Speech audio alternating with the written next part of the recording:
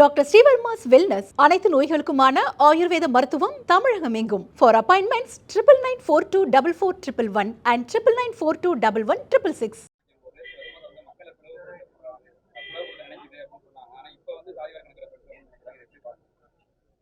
மனமாற்றம் என்பது வரவேற்கத்தக்கது. ஒருவர் வைக்கும் வாதத்தை முதலே நிராகரித்து விட்டு பின்னர் அந்த வாதத்தில் இருக்கும் உண்மையை அறிந்து மனம் மாறினால் அதை நான் வரவேற்கிறேன். இந்த கணக்கெடுப்பை அரசாங்கம் முழுமையாக ஒழுங்காக எடுக்க வேண்டும் என்று கேட்டுக்கொள்கிறேன். இது ஒரு டேட்டா கலெக்ஷன் தான். இது ஒன்று இப்படி ஒன்று நடக்க போறது இல்லை.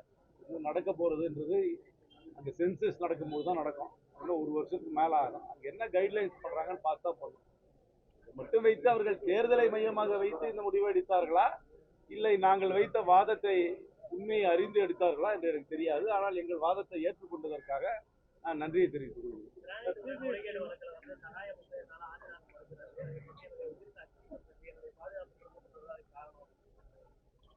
நீதிமன்றம் அவருக்கு பாதுகாப்பு வழங்கலாம்.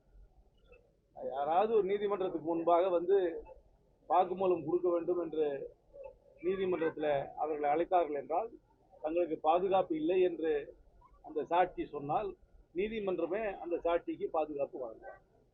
சிபிஎஸ்சி பள்ளியில வந்து 5ஆம் வகுப்பு, 3ஆம் வகுப்பு, 5ஆம் வகுப்பு, 8ஆம் வகுப்பு வந்து ஆண்டு தேர்வுல வந்து குறைவான மதிப்பெண் எடுத்தா வந்து தேர்வு கிடையாது அப்படின்னு சொல்லி என்னுடைய எஜுகேஷனல் பிலாசபிக்கும் இன்னைக்கு நடைமுறையில் இருக்கிற எஜுகேஷனல் பிலாசபிக்கும் ரொம்ப மாறுபட்டு. நான் முன்னாடியே நிறைய தடவை சொல்லியிருக்கேன். இது கொஞ்சம் கான்ட்ரவர்ஷியலாக தான் இருக்கும். எனக்கு 3 விஷயம் பிடிக்காது. ஹோம்ஒர்க், டியூஷன், எக்ஸாம், இது 3 தான் என்னை பொறுத்த வரைக்கும் ஒரு மாணவர்களுக்கு பாரம்.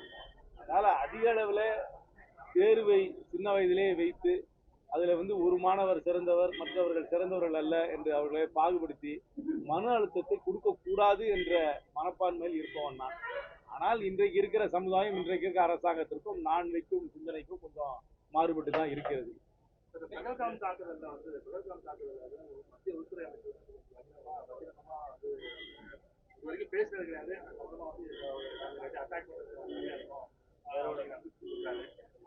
பாகிஸ்தானோட ஒரு ராணுவ வீரர் தான்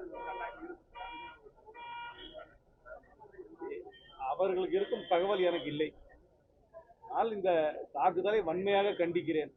தாக்குதலுக்கு யார் காரணமாக இருந்தாலும் அவர்கள் மீது இந்தியா ராஜாங்க ரீதியாக கடுமையான நடவடிக்கை எடுக்க வேண்டும்.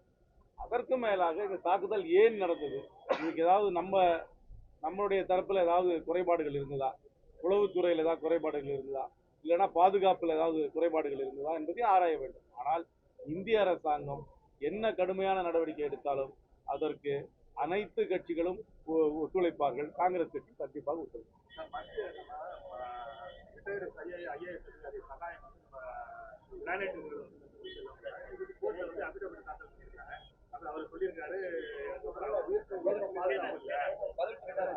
கேட்டாங்க, அதுக்கு நான் பதில் சொல்லிட்டேன். நீதிமன்றமே அவருக்கு பாதுகாப்பு வழங்கலாம். நீதிமன்றமே அவர்களுக்கு முன்பாக ஒரு சாட்சி வர வேண்டும் என்று விரும்பினார்கள் என்றால், அந்த சாட்சி வருவதற்கு தயக்கம் காட்டினால் நீதிமன்றமே அந்த சாட்சிக்கு வந்து பாதுகாப்பு வழங்கலாம்.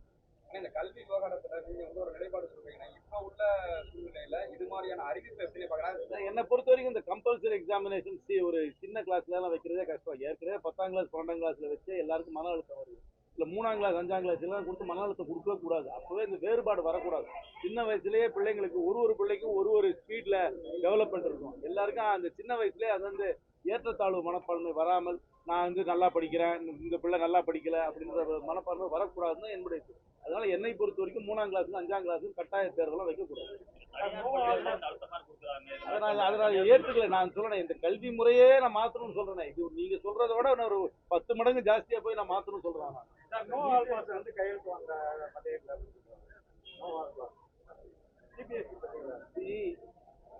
எந்த கிளாஸ் இன்னைக்கு இருக்கிற ஜனத்தொகையில போட்டி சமுதாயத்துல ஒரு ஃபில்டரேஷன் பண்ணித்தான் ஆகணும். ஆனா அந்த வகுப்புல 3ஆம் வகுப்பு, 5ஆம் வகுப்பு, 8ஆம் வகுப்புல தான் என்னை பொறுத்த வரைக்கும் அந்த மாதிரி ஒரு ஃபில்டரேஷன் நடக்கக்கூடாது.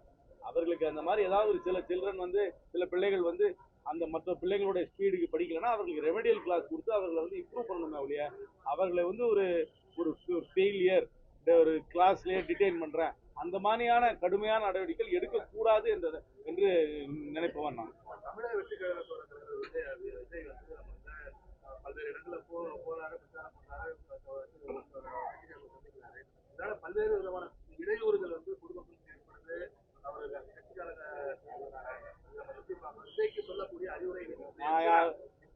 என் கட்சிக்கே நான் அறிவுரை சொல்றது இல்ல, நான் இன்னொரு கட்சிக்கு அறிவுரை சொல்லணும். அவரோட பிஹேவியர் எப்படி சார் இருக்கு? நம்ம வந்து சொன்னாரு அவங்க கட்சியோடைய உள் நடவடிக்கை பத்தி எல்லாம் எனக்கு ஒன்றும் கமெண்டே கிடையாது. 2020 அவரோட செயல்பாடுகள் எப்படி இருக்கு? சொல்றேன் தெரியலையே அவர் என்ன நிலைப்பாடு எடுக்க போறாரு போகுதான் தெரியும். அதனால எனக்கு ஒன்றும் அதை பத்தி ஒன்றும் புரியாது. ஆழமான கருத்தெல்லாம் ஒண்ணும் இல்லை. இது வரைக்கும் ஒரு விஷயங்கள் அவர்கள் உட்கட்சிக்குள்ள அவர்களோட எப்படி நடந்துக்கிறாங்கன்றது எனக்கு முக்கியம் கிடையாது. பொது விஷயங்கள்ல அவருடைய நிலைப்பாடு என்ன என்று போக போகத்தான் அவர்கள் தெளிவுபடுத்த வேண்டும். நான் எப்படி இப்பொழுது உங்களை எல்லாம் சந்திக்கிறேனோ அதே போல அவரும் உங்களை எல்லாம் சந்தித்து நீங்கள் கேட்கும் கேள்விகளுக்கு அவர் பதில் சொல்லுங்க. இது வரைக்கும் அவருடைய செயல்பாடு இது என்னங்க நீங்க, நான் தான் இப்ப 3ஆம் கிளாஸுக்கே மார்க் போட வேண்டாம்னு சொல்றேன், நீங்க எதுக்கு 1ஆம் கிளாஸுக்கு மார்க் போட சொல்றீங்கன்னா? 2026 ஒரு வலுவான கூட்டணி அமைச்சிருக்கோம்னு சொல்லிட்டு அதிமுக பாஜக அமைச்சிருக்கோம் அப்படின்னு சொல்றாங்க. கட்டாயமா வந்து நாங்க தான் ஆட்சிக்கு வருவோம் அப்படிங்கிறவரு சொல்றாங்க. இது எப்படி போட்டியில இறங்குற எல்லா கூட்டணியும் எல்லா கட்சியும் ஆட்சிக்கு வருவன்ற நம்பிக்கையில தான் பண்ணுவாங்க. அது யதார்த்தம். ஆனா தமிழ்நாட்டை பொறுத்த வரைக்கும் பாஜகவை மக்கள் விரும்பவில்லை என்பதுதான் என்னுடைய பயணத்தில் இருந்து மற்றவர்களோடு பழகும்போது எனக்கு வருகின்ற செய்தி என்ன, பாஜகவுடைய ஹிந்தி இந்துத்துவா கொள்கை தமிழ்நாடு மக்கள் ஏற்றுக்கொள்ளவில்லை. நான் பல முறை கூறியிருக்கேன், அண்ணா திராவிட முன்னேற்றம் பெரிய கட்சி, அதற்கென்று ஆதரவு இருக்கிறது. ஆனால் அண்ணா திராவிட முன்னேற்றம் பாஜகவோட கூட்டணி வைக்கும் போதெல்லாம் அண்ணா திராவிட முன்னேற்றங்களுக்கு வாடிக்கையாக வாக்களிப்பவர்கள் கூட சில சமயங்களில் வாக்களிப்பது கிடையாது. அதனால இது அண்ணா திராவிட முன்னேற்றம் இந்த கூட்டணி என்னை பொறுத்தது மைனஸாகத்தான் இருக்கும். எல்லாருக்குமே எல்லாத்துலயும் வெற்றி பெற வேண்டும் என்பதுதான். எல்லா பேட்ஸ்மேனும் பேட்டிங் போகும்போது செஞ்சுரி அடிக்கணும்னு தான் நம்பிக்கையில போறாங்க. எல்லா மாணவரும் எக்ஸாம் எழுதும் போது 100 மார்க் வாங்கணுன்ற எண்ணிக்கை தான். அதே மாதிரிதான் எல்லா அரசியல் கட்சிகளும் தேர்தலிலே போட்டியிடும் போது வெற்றி பெற வேண்டும் என்ற நம்பிக்கையோடு தான் போட்டியிடுகிறோம். எந்த வேட்பாளர் நான் வெற்றி பெற மாட்டேன் என்று போட்டியிடுகிறார்? எல்லா வேட்பாளர்களும் வெற்றி பெற போகிறேன் என்ற நம்பிக்கையில் தான் போட்டியிடுவார்கள். கூட்டணியின் சார்பாக போட்டியிடும் 234 வேட்பாளர்களும் வெற்றி அடைவேன் என்ற நம்பிக்கையில் தான் போட்டியிடுவார்கள். அதனால் அந்த நம்பிக்கையின் அடிப்படையில் நாங்கள் அத்தனை தொகுதியில் வெற்றி பெறுவேன் என்று ஒரு கட்சி தலைவர் கூறினால் அது இயல்புதான். 2021 2026 பல்வேறு அரசு இருந்தாலும் இந்த மாதிரி யங்ஸ்டர்ஸ் ஓட்டு எப்படி எங்க போக போகுது அப்படிங்கிற மாதிரி ஒரு சூழ்நிலை. யங்ஸ்டர்ஸ் நீங்க எல்லாருமே ஒரே ரகமாக நீங்க பிரிக்க முடியாது. எல்லா 18 வயது இளைஞர்களும் ஒரே மாதிரி சிந்திப்பது கிடையாது. அவருடைய சமுதாய நிலை, கல்வி, அவர்கள் வாழும் சூழல் எல்லாத்தையும் நான் எடுத்துக்கணும். அதனால all 18 year olds don't behave exactly the same. இந்தியாவில் இருக்கிற அத்தனை 18 வயது ஆண்களும் பெண்களும் ஒரே மாதிரி தான் சிந்திக்கிறார்கள் என்று நான் சொல்ல முடியாது. அது அவருடைய கல்வி, சமுதாய நிலை, பொருளாதார நிலை இதெல்லாம் தான் சொல்லலாம். 2021 2 முனை போட்டியாக தான் இருந்தது பெரும்பாலும். இது 3 முனை போட்டியாக இருக்கும் என்று இப்பொழுது இருக்கிற ஏசியத்தில் நான் சொல்லுவேன். 3 முனை போட்டியாக இருந்தால் யாருக்கு பாதகம் வரும் என்பதை ஆராய்ந்து தான் சொல்லுவேன்.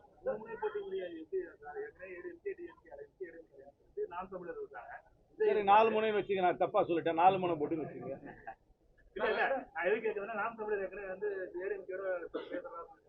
தெரியலைங்க யார் யாரோட பேசுறாங்க தெரியல. என் கூட அவங்க 2 பேரும் பேசல. யார் யாரோட பேசுறாங்க எனக்கு தெரியாது. தெரியல, அவர்களுக்கு ஒரு லேட்டன்ட் எனர்ஜி இருக்குன்றதை நான் முழுமையா ஏத்துக்கிறேன். நான் பார்க்கும்போதே அந்த அந்த புள்ளி குறிக்கும் போதே ஒரு எனர்ஜி இருக்குன்னு எனக்கு நல்லா தெரியுது. அந்த எனர்ஜி ஒரு உருவமாக, ஒரு அமைப்பாக, வாக்கு வங்கியாக மாறி அது தேர்தலில் என்ன ஒரு பிரதிபலனை ஏற்படுத்தும் என்று எனக்கு இன்னைக்கு சொல்ல முடியல. ஆனா அவர்களுக்கு ஒரு எனர்ஜி இருக்குன்றதை நான் ஏத்துக்கிறேன். எல்லா கட்சிக்கும் அதிகமான சீட்டு இருக்கு. 234 தானே, 234 தானே எல்லாரையும் அடக்கணும். அந்த இருக்கிற கூட்டணியில் இருக்கிற கட்சிகள் புதிதாக ஒரு கட்சி கூட கூட்டணியில சேரலாம். எல்லாரையும் அதெல்லாத்தையும் உள்ளடக்கம் செய்வது என்பது ஒரு ஈஸியான வேலை இல்லை. எதிர்பார்ப்பு இருக்கும். ஆனா கடைசியில ரியாலிட்டி அக்செப்ட் பண்ணிட்டு தான் எல்லாரும் கூட்டணிக்குள்ள இருக்கு. மாநில தலைவர் கட்சி நிறைய பேர் சொன்னாங்க. நான் எந்த போட்டியிலும் போடல. நான் மீண்டும் சொல்கிறேன், எனக்கு மாநில தலைவர் பதவியெல்லாம் கொடுக்க மாட்டாங்க. நான் தான் எக்ஸாம் வேண்டாம், டியூஷன் வேண்டாம், ஹோம்ஒர்க் வேண்டாம் சொல்றவனுக்கு போய் இந்த மாதிரி சிந்திக்கிறவனுக்கு மாநில பதவியெல்லாம் கொடுக்க மாட்டாங்க. மாநில தலைவர்லாம் கொடுக்க மாட்டாங்க. எனக்கு என்னை பொறுத்த வரைக்கும் 3 ஆண்டுகளுக்கு ஒருத்தருக்கு நியமனம் செய்தார்கள் என்றால் அவர் 3 ஆண்டுகள் மாநில தலைவராக இருப்பார். இன்றைக்கு இருக்கிற மாநில தலைவர் இன்னும் 3 ஆண்டு பூர்த்தி அடையவில்லை. 3 ஆண்டுகள் அவர் தான் மாநில தலைவராக இருப்பார் என்று நான் நம்புகிறேன். அது எல்லா கட்சிக்கும் இருக்கிற யதார்த்த எதிர்பார்ப்பு தான். எந்த கட்சியா இருந்தாலுமே தேர்தல் நடக்கும்போது தேர்தலோட மட்டும் கூட்டணி வைக்காமல் ஆட்சியிலும் பங்கேற்க வேண்டும் என்று ஒரு எதிர்பார்ப்பு இருக்கிறது. நீங்க ஆந்திரா மாநிலத்தில் எடுத்துட்டீங்கன்னா சந்திரபாபு நாயுடு கூட்டணியில தனக்குன்னு தனி பெரும்பான்மை வந்தாலும் அவர் ஜனசேனாவையும் பாஜகவையும் கூட்டணியில சேர்த்திருக்கிறார். கடந்த பாஜக ஆட்சி, அதாவது 2019 பாராளுமன்ற தேர்தலில் பாஜக 303 சீட்டு ஜெயிச்சிருந்தாலும் அவங்க மற்ற கட்சிகளை வந்து கூட்டணியில சேர்த்துக்கிட்டாங்க. அதனால அந்த எதிர்பார்ப்பு எல்லா கட்சிகளுக்கும் இருக்கு. அதனால காங்கிரஸ் கட்சியின் சார்பாக எங்களுடைய சட்டமன்ற உறுப்பினர்கள் சிலர் மந்திரி சபையில இடம்பெற வேண்டும் என்ற எண்ணம் எங்கள் கட்சியில இருக்கும் அனைவருக்கும் உண்டு. எனக்கும் அந்த எதிர்பார்ப்பு. 26 எலெக்ஷன்ல நம்ம அந்த மாதிரி ஒரு கோரிக்கைகள் அதெல்லாம் இன்டர்னல் நாங்க பேசி முடிவு பண்ணோம். ஆனா எங்க கட்சி அரசாங்கத்துல பங்கேற்க வேண்டும் என்ற எதிர்பார்ப்பு எங்கள் கட்சிக்கு இருக்கிறது, எனக்கும் இருக்கு. தமிழ்நாட்டுல இது வரைக்குமே வந்து அந்த கூட்டணி அது அப்படியெல்லாம் எதுவுமே இன்னும் கான்ஸ்டிடியூஷன்ல வந்து கூட்டணி ஆட்சி தமிழ்நாட்டில் அமைக்கக்கூடாதுன்னு ஏதாவது சட்டம் இருக்கா? இல்லையே. அந்த மாதிரி அதான் எவல்யூஷன். அது ஒரு மெஜாரிட்டி வந்தாலும் ஒரு ப்ரீ எலெக்ஷன் அலையன்ஸ் வந்து போஸ்ட் எலெக்ஷன் அலையன்ஸ் வந்து ஒரு கவர்மெண்ட்ல ஃபார்ம் பண்ண வேணும்ன்ற எதிர்பார்ப்பு எல்லா அரசியல் கட்சிகளுக்கும் இருக்கு. அந்த எதிர்பார்ப்பு காங்கிரஸ் கட்சிக்கும் இருக்கு. Right, thank you. வாய்ப்பு இருக்கா சார்? தெரியல, அது முடிவை பார்த்தாலும் சொல்லணும்.